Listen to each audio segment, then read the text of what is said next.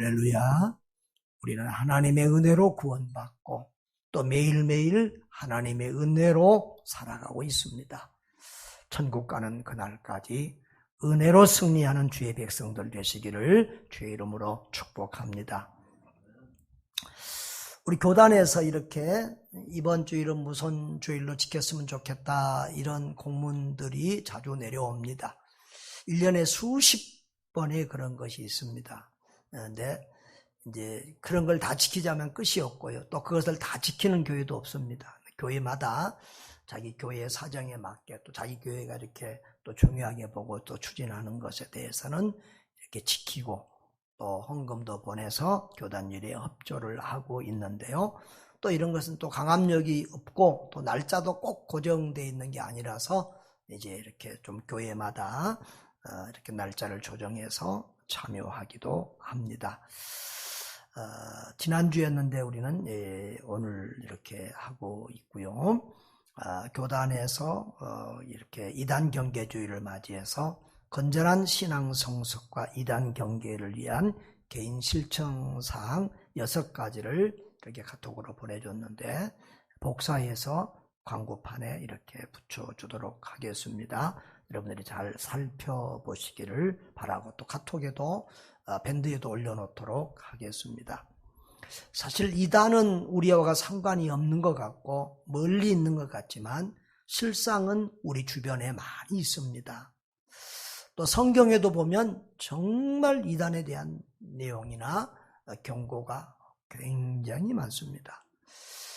지난 우리는 1년 반 동안 코로나19와 전쟁을 해오고 있는데요.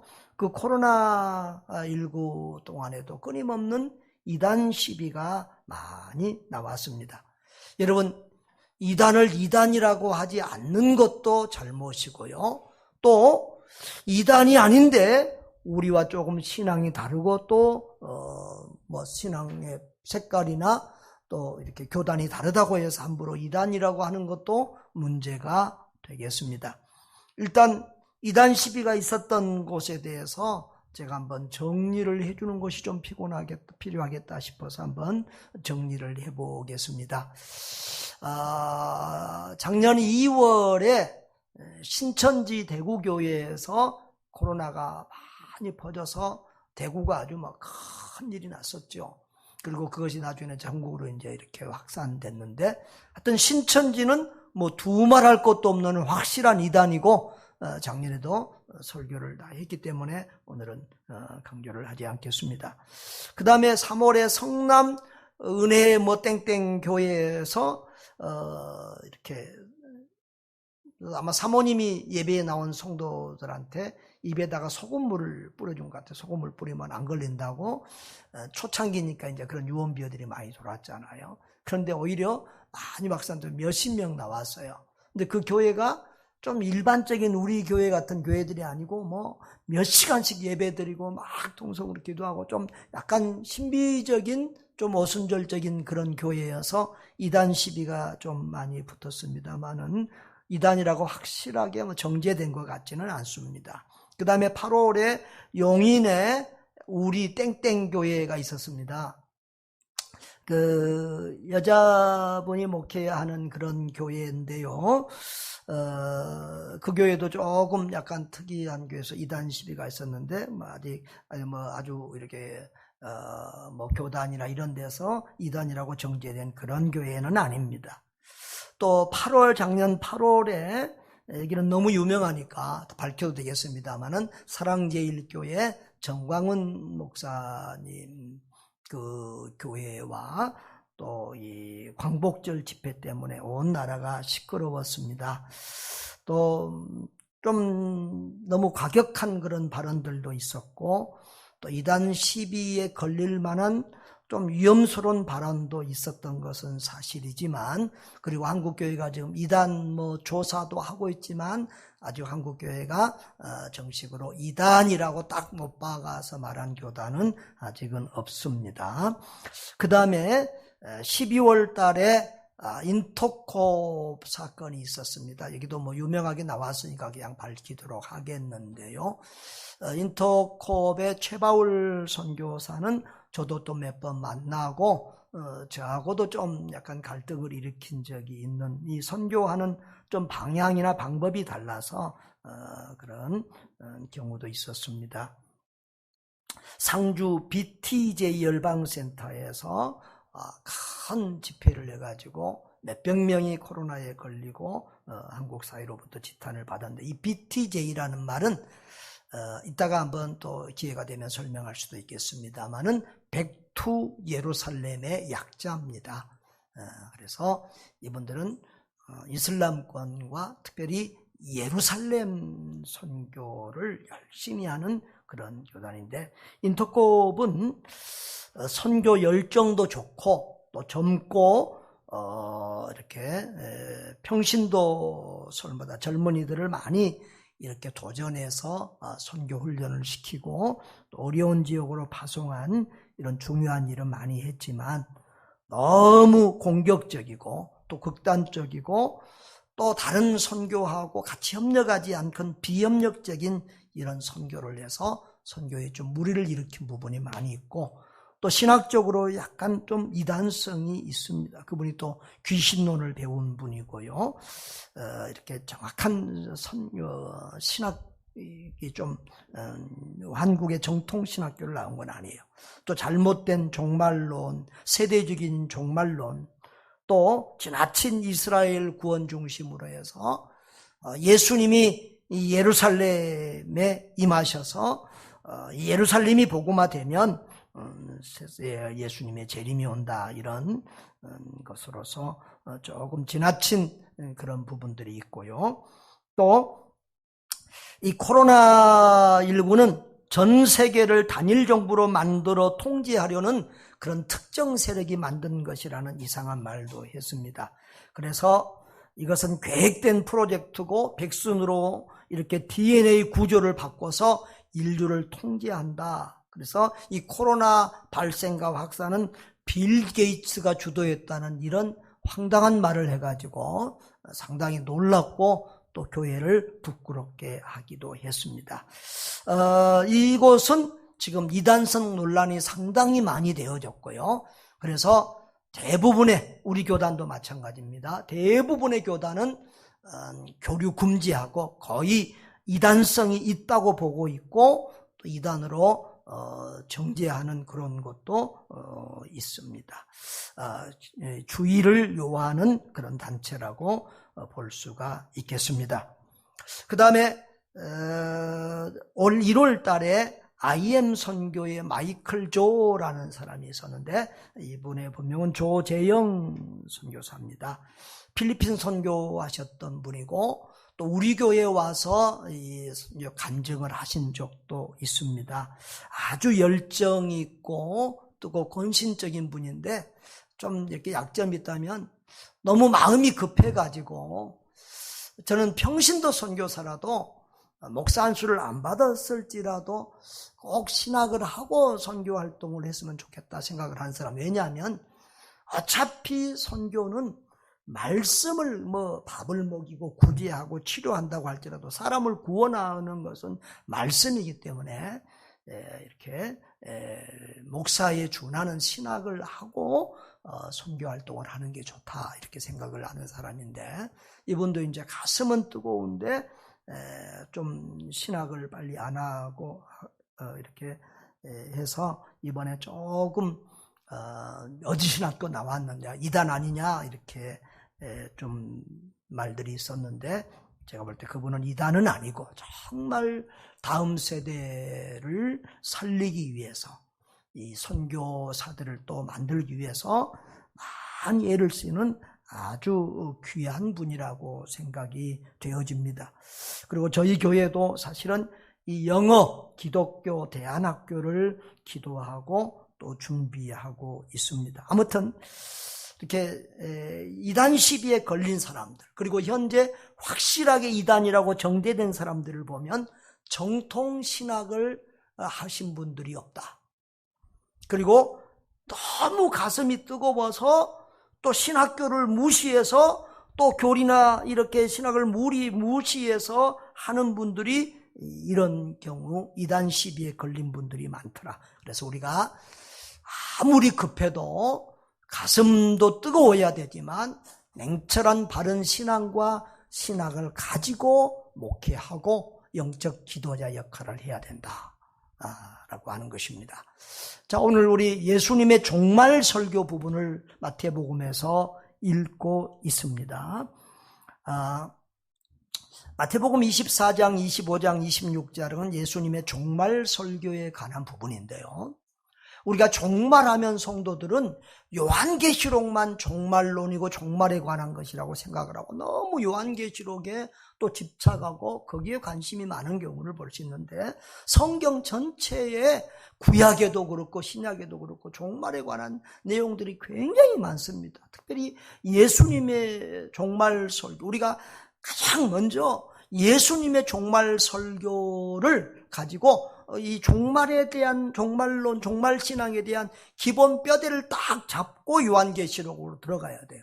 그렇지 않고 무턱대고 막 알도 모르는 요한계시록은 이 목사님들에 따라서 해석하는 관점이 다른 부분들이 많아요. 그래서 잘못해서 요한계시록을 아무한테나 배우면 이 잘못된 종말론에 빠지게 되어서 이단의 밥이 되는 경우들이 많이 있습니다. 신천지의 이만희 같은 경우도 하여튼 자기는 계시록을 세계에서 제일 잘 가르친다고 하는데, 그런 이단들이 정말 많습니다. 그러므로 우리가 정신을 차려야 되겠습니다. 자, 예수님도 마지막 그 산헤드린 공의회에서 사형언도를 바로 받기 전에 자신의 재림에 대해서 분명히 얘기하고 있는데요. 마태복음 26장 64절부터 66절을 한번 보겠습니다. 자, 같이 읽습니다. 예수께서 이르시되 내가 말하였느니라. 그러나 내가 너에게 이르노니 이후에 인자가 권능이 우편에 앉아있는 것과 하늘 구름을 타고 오는 것을 너희가 보리라 하시니, 이에 대제사장이 자기 옷을 찢으며 이르되 그가 신성모독하는 말을 들었으니 어찌 더 증인을 요구하리요. 보라, 너희가 지금 이 신성모독하는 말을 들었도다. 너희 생각은 어떠하냐? 대답하이르되 그는 사형에 해당하니라.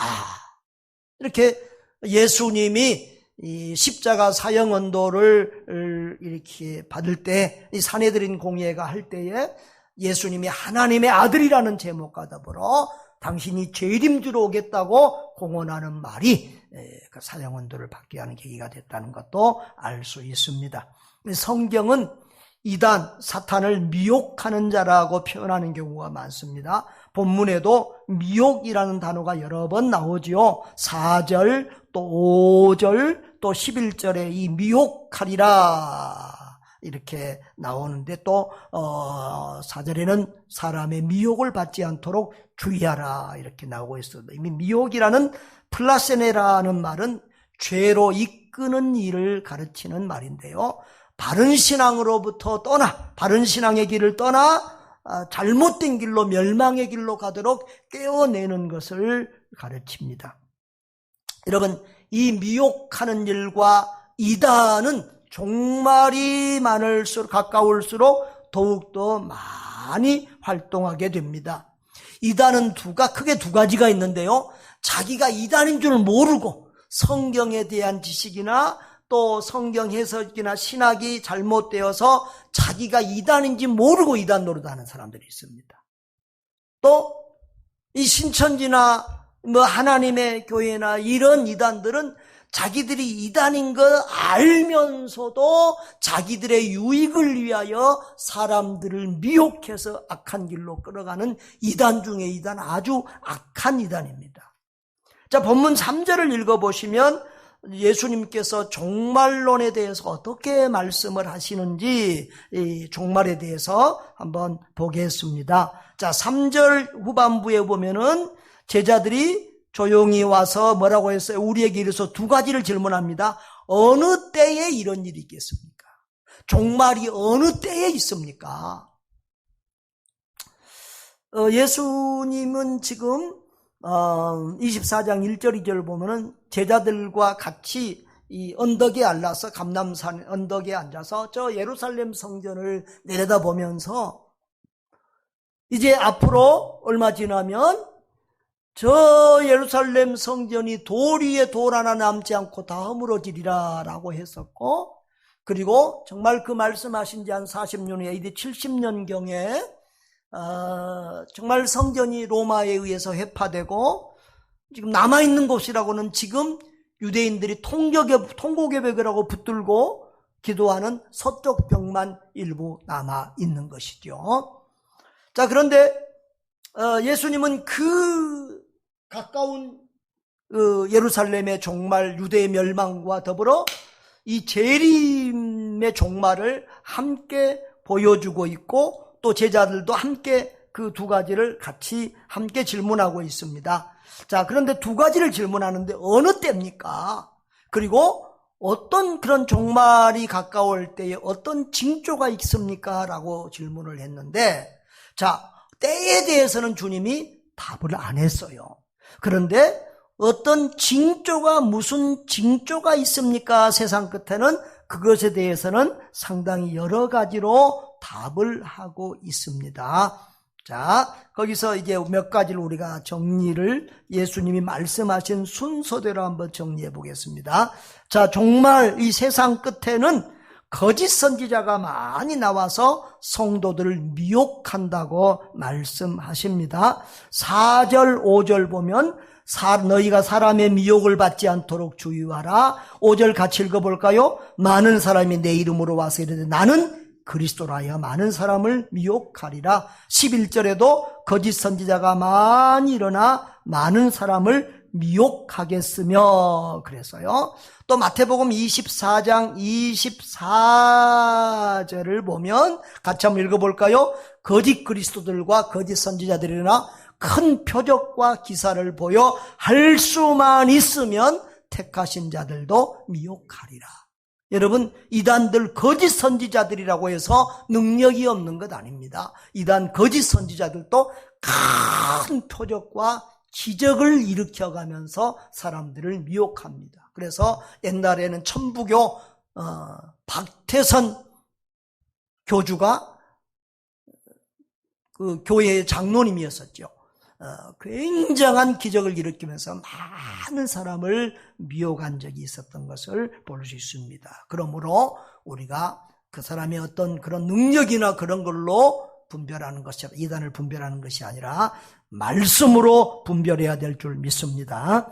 그 다음에 종말에는 난리와 전쟁이 많이 일어난다고 말씀하십니다. 6절하고 7절을 한번 볼까요? 난리와 난리 소문을 듣겠으나 너희는 삼가 두려워하지 말. 이런 일이 있어야 돼. 아직 끝은 아니니라. 민족이 민족을, 나라가 나라를 대적하 일어나겠고 곳곳에 기근과 지진이 있으리니 이 모든 것은 재난의 시작이니라. 할렐루야. 난리와 난리의 소문이 나고 또 전쟁이 일어나고 기근과 지진이 있는 이런 많은 재난이, 이 종말이 가까우면 그렇게 일어난다는 것입니다. 그 다음에 우리 그리스도인들은 고난과 박해를, 종말이 다가올수록 더 많은 고난과 박해를 당하게 된다. 9절 10절 한번 읽어볼까요? 그때의 사람들이 너희를 환난에 넘겨주겠으며 너희를 죽이리니 너희가 내 이름 때문에 모든 민족에게 미움을 받으리라. 그때 많은 사람이 실족하게 되어 서로 잡아주고 서로 미워하겠으며 라고 했어요. 여러분, 정말 이것은 선교 현장에 가보면 이 말씀을 피부적으로 느낍니다. 여러분, 지금 세계가 하나화되는 세계화 시대에 살고 있잖아요. 한국 여권만 가지면 갈 수 있는 나라가 한 170개국 가까이 되어집니다. 마음대로 비즈니스나 정치하는 사람들은 이렇게 다니는데 우리 선교사님들은 갈수록 가는 곳이 줄어들고 선교의 문은, 선교를 자유롭게 할 수 있는 나라는 거의 없는 상황입니다. 갈수록 선교의 문은 더 닫히고 기독교에 대한 박해와 핍박은 더 심해지고 있습니다. 그리고 이 위기 때가 되면 성도들끼리도, 교인들끼리도 서로 6.25 때도 뭐 서로 고발하고 이런 일도 있고요. 지금 올해도 뭐 코로나가 되니까 막 교회들끼리 또 서로 이단이니 또 서로 이렇게 분란도 생기게 되고 또 정상적인 교회들도 뭐 정부의 사람대로 예배를 안 드려야 된다 이렇게 하는 교회들도 있고, 뭐 하나님의 말씀이 우선이다. 그래도 어떤 방법을 통하든 최대한 방역 지킴을 지켜가면서 예배는 드려야 된다. 이런 교회들도 있고, 우리 교회는 후자죠. 아무튼 이런 여러 가지 갈등들이 있게 됩니다. 하여튼 종말이 다가올수록 복음 전도는 더 힘들어지고 전도자와 선교사들에 대한 박해와 멸시는 더 어려움은 강화된다라고 하는 사실입니다. 그 다음에 불법이 성해지고 사랑이 식어진다고 했습니다. 12절을 봅시다. 불법이 성함으로 많은 사람의 사랑이 식어지리라. 사도 바울은 디모데후서 3장에서 좀 더 구체적으로 이것을 말하고 있습니다. 디모데후서 3장 1절에서 4절을 읽어볼까요? 너희는 이것을 알라. 말세에 고통하는 때가 이르러 사람들이 자기를 사랑하며 돈을 사랑하며 자랑하며 교만하며 비방하며 부모를 거역하며 감사하지 아니하며 거룩하지 아니하며 부정하며 원통함을 풀지 아니하며 모함하며 절제하지 못하며 사나우며 선한 것을 좋아하지 아니하며 배신하며 조급하며 자만하며 쾌락을 사랑하기를 하나님 사랑하는 것보다 더하며 그랬어요. 여러분, 정상적인 사랑은 하나님 사랑, 이웃 사랑, 하나님 사람, 사람 사랑인데, 이 말세 사람들은 하나님 사랑 안 하고 이웃 사랑 안 하고 사랑한다는 게 뭐예요? 자기 사랑, 이기적인 사랑, 돈 사랑, 쾌락 사랑, 이런 것으로 이 잘못된 사랑의 길로 간다. 사탄 마귀의 그런 길로 간다고 하는 것입니다. 불법이 성하고 사랑이 식어지는 것이 이 종말의 징조 중에 하나다. 그 다음에 예수님은 끝까지 그런 고난과 재난과 어려움이 있지만, 박해가 있지만 끝까지 믿음을 지킨 자는 구원을 얻는다고 하셨습니다. 13절 같이 읽어봅시다. 그러나 끝까지 견디는 자는 구원을 얻으리라. 우리는 매주마다 요절 외우라고 요절을 하나씩 주는데, 이렇게 간단한 것만 주면 얼마나 좋겠어요. 그렇죠? 네. 우리 한번 간단하니까 한 번 더 시작. 그러나 끝까지 견디는 자는 구원을 얻으리라. 할렐루야. 예수 믿어서 천국 가는 길까지 쉬운 게 아니라는 거예요. 각양의 유혹이 있어요. 가정의 핍박도 있고, 세상의 유혹도 있고, 세상의 쾌락, 친구들의 유혹, 뭐 별의별, 우리 철로역정이라고 하는 유명한 책이 있는데, 그 책은 이 기독도가, 크리스찬이 천국 가는 과정까지에 있는 수많은 박해와 고난과 유혹들에 대한 것을 기록한 책인데요, 별의별 과정을 다 겪고 야 최후의 천국까지 안착할 수 있어요. 그래서 절대 천국 가는 길은 만만치 않다. 쉽지 않다. 목회를 해보면 모르겠어요. 10명이 교회에 오면 끝까지 믿음 지키고 천국까지 가는 사람은 한두 명에 불과하지 않을까. 수많은 사람들이 교회 문턱만 받고 나가는 사람들이 많고, 우리가 지금도 전도 현장에 가보면 전에 교회 다녔다, 다 전에 교회 다녀본 적이 있다고 말한 분들이 90% 넘습니다. 아무튼 끝까지 믿음 지키시기를 바랍니다. 계시록 14장 12절을 보면, 그래서 인내와 믿음을 얼마나 중요하게 강조하는지 모릅니다. 다 같이요. 성도들의 인내가 여기 있나니 그들은 하나님의 계명과 예수에 대한 믿음을 지키는 자니라. 끝까지 믿음을 지키고 인내하는 사람들만 천국에서 최후 승리, 마지막 구원을 받는다는 거예요. 그런 저와 여러분 되기를 주의 이름으로 축복합니다. 마지막으로 예수님은 종말에 대해서 하나를 더 말씀하고 있는데요, 복음이 온 세상에 전파된 후에 종말이 온다 그랬습니다. 14절 한번 읽겠습니다. 이 천국 복음이 모든 민족에게 증언되기 위하여 온 세상에 전파되리니 그제야 끝이 오리라 그랬어요. 그러니까 이 선교하고 이 전도 선교하고 이 종말 재림은 굉장히 밀접한 관계가 있어요. 자, 여러분, 그래서 예수님은 이렇게 명령하고 있죠. 마태복음 28장 19절로 20절에 너희는 가서 모든 민족을 제자로 삼아라. 또 마가복음 16장 15절에서도 너희는 온 천하에 다니면서 만민에게 복음을 전파하라. 사도행전 1장 8절에서도 예루살렘과 온 유대와 사마리아 땅끝까지 이르러 내 증인이 되라. 여러분, 모든 사람에게 복음이 다 전달되어 주님이 오는 건 아닙니다. 그러나 온 세상에 복음이 편만하게 증거되며 모든 민족에게 복음이 증거됐을 때 우리 주님 오신다고 했다.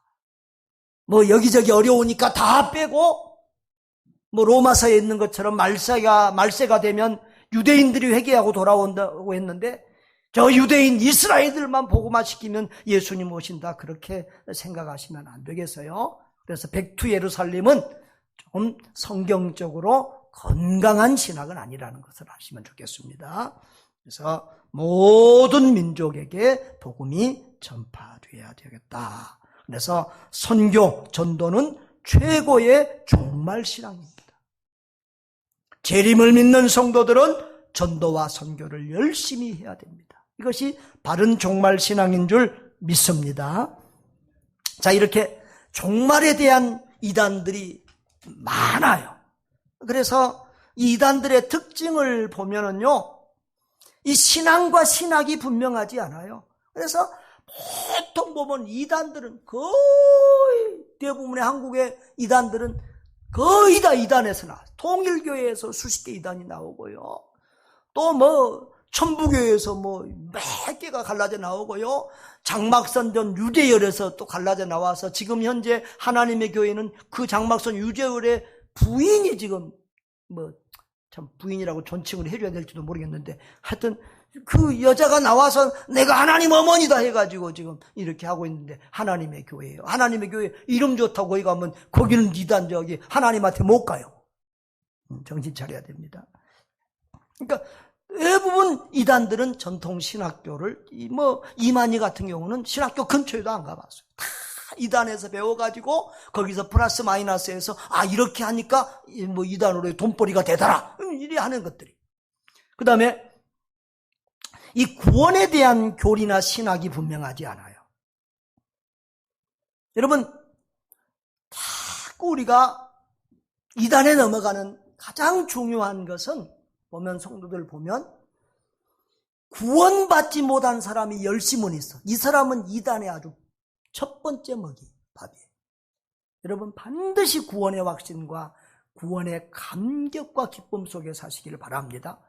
구원의 확신과 구원의 감격을 가진 사람들은 뭐 다른 데로 뭐 다른 교회 밖에 뭐 다른 데 이상한 데 그런 데 넘보고 뭐 끌려다니지 않아요.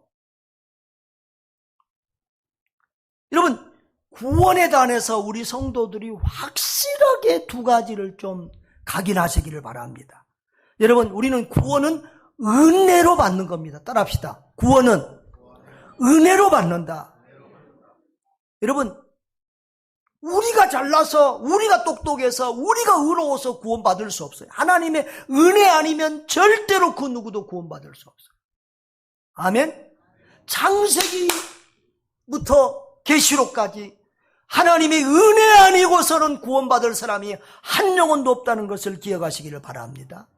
그 다음에 두 번째로 예수 그리스도를 믿음으로 구원받는 거예요. 주 예수를 믿으라. 그리하면 너와 내 집이 구원을 받으라. 예수를 믿어야만 구원받아요. 아멘. 자, 우리 에베소서 2장 8절 9절을 한번 읽어보겠습니다. 자, 너희가 그 은혜에 의하여 믿음으로 말미암아 구원을 받았으니 너희에게서 난 것이 아니요 하나님의 선물이에요. 선물. 행위에서 난 것이 아니라는 것을 꼭 기억하시기를 바랍니다. 그 다음에 요한복음 3장 16절을 보시면, 자, 시작. 하나님이 세상을 이처럼 사랑하사 독생자를 주셨으니 이는 그를 믿는 자마다 멸망하지 않고 영생을 얻게 하려 하십니다. 독생자 예수 그리스도를 믿는 자는 멸망하지 않고 영생을 얻는다. 아멘. 반드시 우리는 은혜로 구원받고 예수 그리스도를 믿음으로 구원받는다는 이 두 가지 원칙을 잊어버리지 않기를 바랍니다. 이런 게 있으면 잘 넘어가잖아요. 여러분, 우리가 신학교 다닐 때는 이제 컴퓨터가 막 나오기 시작할 때인데 컴퓨터 바코드가 그 666의 표라는 거예요. 이 요한계시록에 보면 그 666, 사탄의 인, 불신앙의 인, 적그리스도의 인, 그 인이라는 말은 도장이라는 말인데 그게 666이에요. 자, 그런데 이 컴퓨터 바코드가 666이라고 해서 컴퓨터 바코드 그거 사용하면 또 지옥 간다고 뭐 구원 못 받는다고 그래갖고 또 시끄러웠어요. 그래갖고 우리 교단에도 그런 선배 있어서 교단에서 이렇게 잘리고 그랬는데 또 거기 추종하는 사람들이 또 많았었어요. 책도 많이 쓰고. 그 다음에 또 몇 년 전에는 베리칩 그 사용하면 그게 또 666이라고 그렇게 했는데요. 또 우리는 뭐 코로나 백신을 맞으면 뭐 또 그게 또 666이라고 하는 이런 뚱땅지 같은 얘기들을 하기도 해요. 여러분, 계시록 3장 16절 17절에 이 666이라는 말이 나오긴 한데 이 666은 불신앙의 인이에요. 그러니까 우리는 두 가지 도장을 받아요. 하나님의 인, 예수 그리스도의 인, 성령의 인, 믿음의 인, 하나님의 백성의 인 도장을 받아요. 그러니까 이것은 어떤 사람에게 지켜진 도장이냐 그러면은 예수 그리스도가 나의 구주, 나의 하나님이라고 믿어진 사람들은 성령의 인, 하나님의 인, 구원의 인을 받은 줄 믿습니다. 여러분 받았어요? 이렇게 확신할 수 있는 거예요. 그 다음에 이 불신앙의 인은 예수 그리스도가 안 믿어지는 사람. 사탄이 너는 내 것이다고 딱 찍은 사탄의 인인데 여러분 분명히 아까 제가 말했어요. 구원은 무슨 바코드 컴퓨터 사용한다고 무슨 베리칩을 받았다고 또 무슨 코로나 백신을 맞았다고 이 구원이 움직이는 것이 아니라 구원은 뭘로 받는다고요? 하나님의 은혜로 받고 구원은 예수 그리스도가 믿어지는 사람이 구원받고 믿음으로 구원받는다. 할렐루야. 이 두 가지를 꼭 기억하시면 헷갈리지 않습니다. 이 구원의 확신과 구원의 기쁨 있는 사람들은 절대 이단에 잘 넘어가지 않습니다. 그 다음에 목사나 교회를 속이는 성경 공부나 그런 것은 99% 100% 이단입니다. 성경 공부 저기 성경 너무 잘 가르친 분이 있는데 무슨 뭐 선교사님 있는데 목사님 있는데 저기 우리 성경 공부하러 가자. 교회에서는 우리 목사님은 그런 것 알도 모르고 가르치지도 않더라. 거기는 얼마나 성경을 잘 풀어주는지 신비하더라. 그게 신천지, 그게 이단. 그리고 그들은 교회에다가 목사님한테는 알리지 말라고 그렇게 꽁말을 합니다. 요즘은 유튜브에도 이단들이 많이 또 활동을 하는데요. 여러분 잘 모르는 분인데 이 정상적인 교회라고 알려지지 않고 잘 모르는 분인데 끌리면 목회자한테 물어봐야지 이분 유튜브 틀어도 됩니까? 물어보셔야 돼요. 이 이단들은 이 종말론이나 어떤 부분을 지나치게 이렇게 강조해요. 어떤 분들은요 요즘에 이 요한계시록에 지나친 관심도 저는 별로 건강치 않다고 봐요. 어떤 목사님들에게는 그런 얘기도 해요. 종말론 설교를 많이 하면 성도들이 각성을 하고 깨우고 헌금도 잘하고 헌신도 잘한다는 거예요. 목회적으로는 도움이 될 수 있지만 좀 그것은 좀 조심해야 된다고 생각해요. 성경 66권 있는데 계속 요한계시록에 대한 공부들만 하고 있고 목사님들 거기만 관심 갖고 있는 거예요. 어떤 분은 요한계시록을 1만 독 이상을 했다는 거예요. 1만 번 이상을 읽어서 뭐 자기가 요한계시록에 아주 전문가가 되고 요한계시록을 제일 잘한다고 말 그런 분들이 많아요. 그런데 여러분 성경이라는 게 창세기부터 요한계시록까지 쫙 서로 깨어져 있고 얽혀져 있어요. 그래서 요한계시록 하나만 뭐 10만 번 100만 번을 본다고 그게 다 열리고 다 이해되고 깨어지는 게 아니에요.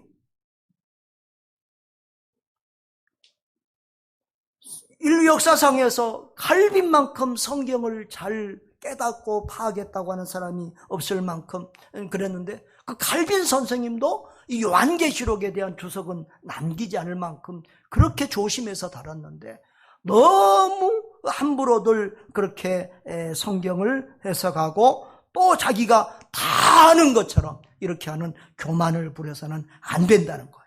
하여튼 여러분, 이 종말론에 대한 부분에 대해서 제가 3가지만 주의를 줄 테니까 그걸로 이단을 좀 분별하시기를 바랍니다. 자, 첫째로 재림은 반드시 있어요. 이단들이 하도 재림 하다가 안 오니까 이제 우리도 재림 없는 것처럼 이렇게 생각하는 사람이 여기도 상당히 있어 보니까. 근데 재림은 반드시 있어요. 성경에도 수없이 예수님도 분명히 말씀하셨어요. 믿으시기 바랍니다. 그 다음에 이 종말 이후에 대해서는요, 우리가 확실하게 잘 몰라요. 성경 해석에, 요한계시록에 있어서 성경 해석에 난해한 부분이 있는데, 저 뒷부분 들어가면 천년왕국이라는 단어가 나와요. 천년왕국이라는. 근데 이 천년을 해석하는 것에 따라서 조금 다른 부분이 있는데, 이제 저는 크게 이제 무천년설과 요즘은 이제 전천년설이 있어요. 그런데 저는 무천년 쪽을 믿는 사람이고, 우리 신학교도 그랬고, 우리 장로교의 중요한 이렇게 종신, 합신, 고신, 우리는 거의 다 이렇게 무천년설에 가까워요. 자, 그런데 무천년은 뭐냐 그러면은 예수님 초림하였을 때부터 재림하였을 때까지를 이 천년왕국, 천년은 하루 하나님께는 하루가 천년 같고 천년이 하루 같다고 그랬잖아요. 이렇게 천년은 그러니까 상징적으로 기나긴 시간을 상징한다는 거예요. 그래서 상징적으로 봐서 이것이 이제 천년왕국이고, 이 천년왕국의 마지막 때 예수님 재림한다고 그랬는데, 바로 그 재림이 재림하시면 이 세상은 끝나고 신천신지가 이루어진다, 이렇게 보는 거예요. 자, 그런데 이 전천년설은 뭐냐 그러면은 우리 노록소 선교사님이 그것을 주장하더라고요. 그러니까 노록소 선교사님은 저하고 같은 교단 신학을 한 분인데, 어디서 또 그렇게 영향을 받았는지는 모르겠지만 전천년설자예요, 그분은. 그래서 이 큐티 책을 쭉 보면 다른 건 다 나하고 신학이 맞는데, 그 요한계시록의 그 부분이 좀 달라서 좀 제가 이렇게 그런 부분인데, 그러나 이단은 아니니까 그대로 그냥 제가 다 올렸어요. 자, 그 전천년설은 뭐냐 그러면 천년을 문자 그대로 보는 거예요. 그래서 예수님이 재림하시면 실제로 예루살렘에서 왕권을 가지고 이 지상에서 천년 동안을 우리가 천국 같은 삶을 산다는 거예요. 지상 천국이 이루어진다는 거예요. 천년 동안. 그리고 천년 마지막이 되면 다시 이 묶어놨던 사탄이 또 다시 활동을 하게 되고, 그리고 그때 다시 예수님이 다시 또 재림. 그러니까 천년왕국을 역사적인 재림이 2번 있는 거예요.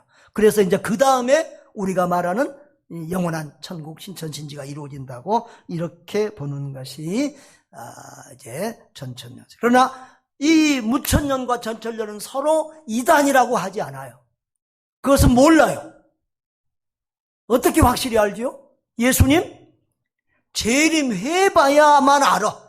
그러니까 그것이 궁금해서 너무 꼭 알고 싶은 사람은 따지지 마시고 그때까지 사시면 돼요. 사시면 돼요. 그러나 이렇게 저렇게 한다고 해서 그걸 가지고 이단이라고 하지는 않는다는 것을 아시기 바랍니다. 그리고 2번째로는 종말론에 관한 2번째 확실한 것은 그날과 그때는 절대 모른다는 거예요. 아이고, 자꾸 이단들은 그때는 안 알려줬지만 종말이 가까웠으니까 이제 종말의 날이 다 됐으니까 알려준다. 그런 소리 하지 마. 하나님은 어제나 오늘이나 영원토록 동일하신 분이에요. 전에 안 알려준 건 지금도 안 알려줘. 종말의 날짜를 알려주면 난리 나지요.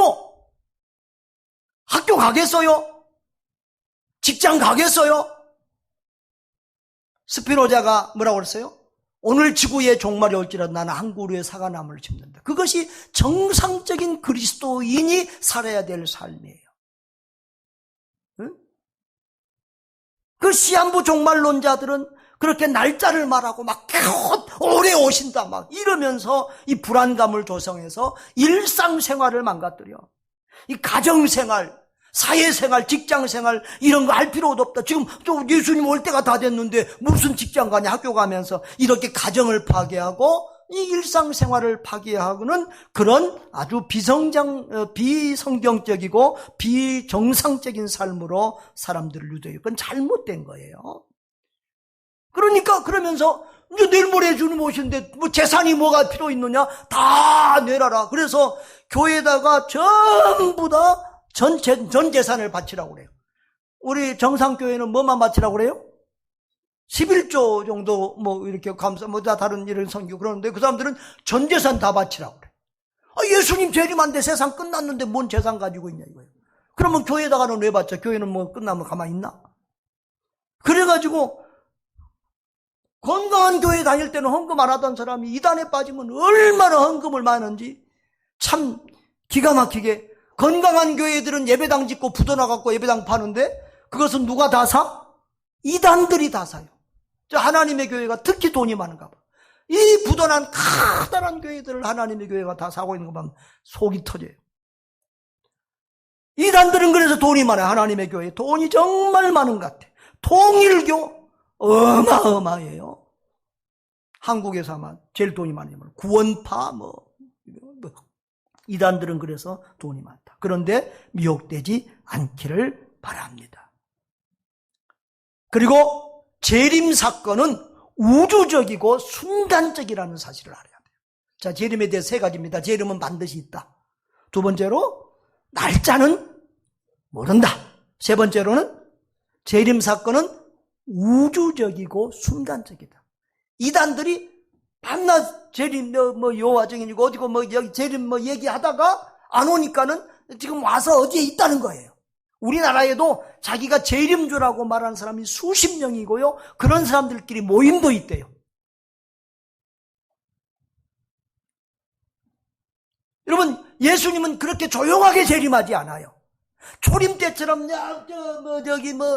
베들레헴 말구유예요. 그렇게 조용히 오시지 않고 구름 타고 온 세상이 다 보게 오시고 우리 쪽에서 보이면 브라질 땅끝에서 다 보이게 오셔요. 걱정 안 하셔도 돼요. 온 세상이 다 보시게 동시적으로 우주적으로 재림하신다. 그때는 구원주로 오는 것이 아니라 심판주로 천사들의 나팔 소리와 함께 요란하게 오시고 온 세상이 보게 오신다는 사실을 꼭 기억하시기를 바랍니다. 오시면 또 세상이 조용히 이렇게 안 있어요. 세상이 완전히 끝이 나든지 난리가 나는 거예요. 그래서 자, 우리가 이단의 특징들을 이렇게 봤고요. 그래서 여러분들이 그 이단에게 속이지 않으려면 특별히 세 가지를 꼭 이렇게 다시 한번 이렇게 제가 세 가지를 주의를 좀 주고 싶어요. 신앙과 신학이 분명하면 이단에 속지 않아요. 그러니까 교회에서 적어도 여러분들이 그런 생각은 가져요. 이건 우리 교회에서 안 들어본 말인데, 우리 목사님에게 안 들어본 말인데, 그러면 벌써 이상하게 생각을 좀 해야 돼요. 그런데 우리 목사님은 무식해서 저런 것도 안 가르치고 여기는 신비하게 성경을 잘 푼다. 그게 이단. 여러분의 목사를 너무 무시하지 마세요. 저도 목사님들이나 어려운 절에 가면은 신학적으로 쩍쩍쩍 하면서 가르칠 수 있어요. 그러나 성도들에게는 가능하면 쉽게 가르치려고 해요. 여러분 너무 무시하지 마세요.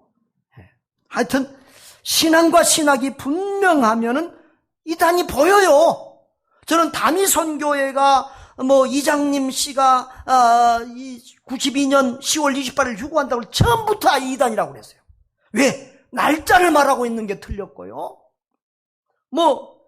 이 성경 해석 계시론에 대해서 문제가 있어요.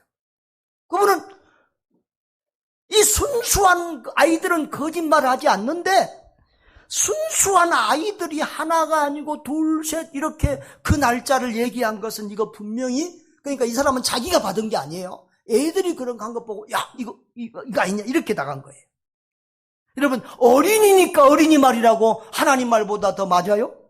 박사니까 교수니까 그 말씀을 성경 말씀보다 더 믿어야 돼요? 또 우리는 또 기도 많이 한 사람 또 그럼 또 벌써 기가 죽습니다. 기도를 평생 동안 굶어가면서 해도 성경하고 다르면 다른 거예요. 성경이 기준이에요. 너무 그런데 기죽지 마세요. 또 뭐 요한계시록을 1만 도겠다 그런데 기죽지 마세요. 늘 성경으로 분별을 해야 될 줄 믿습니다. 신앙과 신학이 분별하면 이단이 보여요. 그 다음에 아까도 말했지만 구원의 확신이 분명한 사람은 이단에 잘 속지 않아요. 종말이나 죽음이나 재림이 두렵지 않아요.